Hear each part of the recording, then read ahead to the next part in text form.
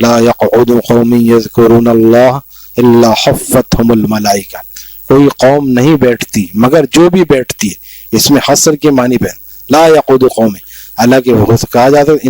ان قوم یقعد، کہ ان قوم یقعد جب کوئی قوم بیٹھتی ہے، لیکن اس میں حصر کے معنی میں لا یقعد قوم، کوئی قوم نہیں بیٹھتی الا مگر جو بھی قوم بیٹھتی ہے حفتہم الملائکہ، فرشتے ان کو گھیر لیتے، حفت چھوٹی ہاتھ سے نہیں، ہفتے والی، حفتہم الملائکہ، حافین،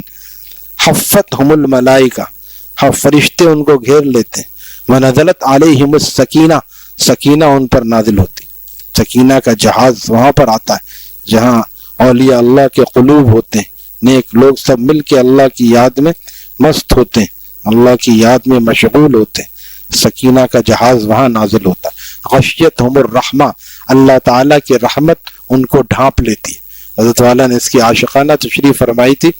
کہ جس طرح ماں اپنے بچے کو یوں رکھتی ہے، سینے سے لگاتی ہے، پھر اپنا دوپٹہ بھی اس کے اوپر ڈال دیتی ہے کسی کی نظر نہ لگ جائے، اللہ تعالیٰ اپنے بندوں کو اپنی رحمت میں چھپا لیتے ہیں جو صرف اللہ کی رضا کے لیے اللہ کے ذکر کی مجلس میں بیٹھے ہیں۔ قوم کا ذکر ہے، ایک آدمی کا نہیں، لا یقعد قومی، قوم کا مطلب یہ بھی نہیں کہ پورے 3 کروڑ آدمی بیٹھ جائیں کراچی کے، کچھ لوگ بیٹھے ہوں جو مختلف قوموں کے ہوں، تو جو آپ نے دوسری جگہ فرمایا وہ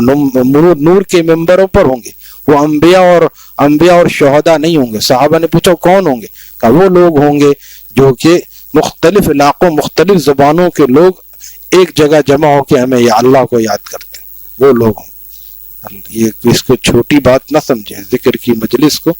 بہت اللہ تعالیٰ کا فضل و کرم ہے، جہاں پہ یہ ہوتی ہے اللہ تعالیٰ کی رحمتیں برستی ہیں، اس کو بالکل آسان سمجھتے ہیں، چلو ہم گھر میں کر لیتے ہیں، گھر میں آدمی اکیلا کرے اور جو سب ہر آدمی دوسرے کو نیک سمجھے، یہاں 20 نیک آدمی ہیں، ہم بھی ان میں شامل ہو جائیں گے، ہم بھی اس میں شامل ہو جائیں گے، تو یہ سوچ کیا، یہ نہیں کہ میں جاؤں گا تو ان کو فیض ہوگا۔